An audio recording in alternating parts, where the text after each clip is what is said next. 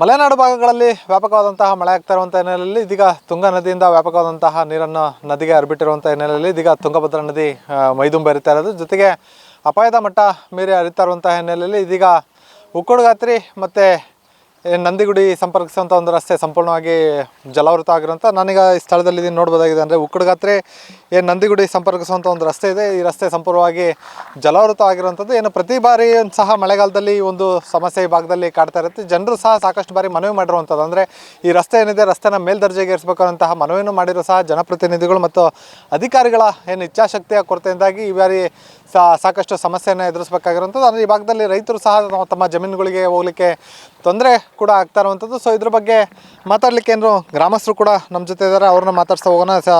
Sir, ಈಗ ಪ್ರತಿ ಬಾರಿನೂ ಸಹ ಇದೇ ರೀತಿ ಸಮಸ್ಯೆ ಆಗ್ತದೆ, ನೀವೇನಾದ್ರು ಮನವಿಗೆ ನೀವು ಮಾಡಿದರೆ ಏನು ಮಾಡಿದರೆ ಕೆಲಸ ಅಂತೇಳಿ? ಈಗ 5 ವರ್ಷದ ಹಿಂದೆ ಮನವಿ ಮಾಡಿದ್ರು ಸರ್, ಅದಕ್ಕೆ ಸ್ಪಂದನೆ ಮಾಡಿದರು. ಬಟ್ ಆದರೆ ಈ ಬ್ರಿಡ್ಜನ್ನು ಮಾಡಿದರು, ನಿರೀಕ್ಷೆ ಮಟ್ಟದಲ್ಲಿ ಮಾಡಲಿಲ್ಲ. ಇದು ರೋಡು ಮತ್ತು ಬ್ರಿಡ್ಜು ಇನ್ನೊಂದು ಸ್ವಲ್ಪ ಹೈಟ್ ಆಗಬೇಕಾಗಿತ್ತು. ಅವ್ರೇನು ಆವತ್ತಿನ ಕಾಮಗಾರಿ ಯಾವ ಥರದಲ್ಲಾಗಿದೆ ಆ ಥರ ಅದನ್ನು ಮಾಡಿದರು. ಇಲ್ಲಿ ಉಕ್ಕಡಗಾತ್ರಿಯಿಂದ ನಂದಿಗುಡಿ ಮಾರ್ಗವಾಗಿ ಹರಿಹರಕ್ಕೆ ಹೋಗುವಂಥ ರಸ್ತೆ ಸಂಪೂರ್ಣವಾಗಿ ಬಂದಾಗಿದೆ. ಈ ಶಾಲಾ ಮಕ್ಕಳಿಗೆ ಬಸ್ಸು ಸಹ ಬರೋದಿಲ್ಲ. ಈ ಮಾರ್ಗವಾಗಿ ಬರ್ತಕ್ಕಂಥ ಯಾವುದೇ ವಾಹನಗಳಿಗೆ ಸಂಚಾರಕ್ಕೆ ಅಡ್ಡಿ ಆಗ್ತಾಯಿದೆ. ಅದೇ ಥರ ತುಮ್ಮಿನಕಟ್ಟಿ ಮಾರ್ಗವಾಗಿ ಹೋಗುವಂಥ ಬ್ರಿಡ್ಜು ಸಹ ಇವಾಗ ಆಲ್ರೆಡಿ ಇನ್ನೇನು ಕೆಲವೇ ಗಂಟೆಗಳಲ್ಲಿ ತುಂಬ ಪರಿಸ್ಥಿತಿಯಲ್ಲಿದೆ. ಇವೆರಡುಗಳ ಅವಶ್ಯಕತೆ ತುಂಬ ಇರೋದರಿಂದ ದಯವಿಟ್ಟು ಈ ಸರ್ಕಾರದ ಅಧಿಕಾರಿಗಳಾಗಿರಲಿ, ಜನಪ್ರತಿನಿಧಿಗಳಾಗಿರಲಿ, ಈ ತಾಲೂಕಿನ ಶಾಸಕರು ಆದಷ್ಟು ಬೇಗನೆ ಬಂದು ಇಲ್ಲಿಯ ಪರಿಸ್ಥಿತಿಯನ್ನು ನೋಡಿ ಇದಕ್ಕೆ ಸೂಕ್ತವಾದ ಒಂದು ಕ್ರಮವನ್ನು ತೆಗೆದುಕೊಳ್ಬೇಕಂತ ನಾವು ಅವ್ರ ಹತ್ರ ಕೇಳ್ಕೊಳ್ತಾ ಇದ್ದೀವಿ.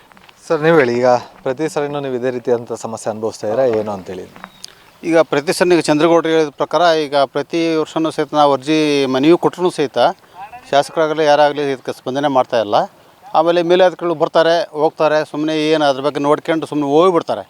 ಇದ್ರ ಬಗ್ಗೆ ಕಾಳಜಿ ನಡೆಸಲ್ಲ. ಆಯ್ತು ಬಿಡು, ಇದನ್ನು ಏನಾರ ಬರ್ಕಾಟ್ರಿ ಅಂತ ಹೇಳ್ತಾರೆ, ಜೊತೆಗೆ ಅಧಿಕಾರಿಗಳು ಕರ್ಕೊಂಬಂದಿರ್ತಾರೆ. ಅವ್ರು ಅಲಕ್ಷ್ಯ ಮಾಡಿ ಇಷ್ಟೊಂದು 5 ವರ್ಷಗಳನ್ನ ಏನೋ ಅದ್ರ ಬಗ್ಗೆ ಗಮನ ತಗೊಳ್ಳೋದಿಲ್ಲ.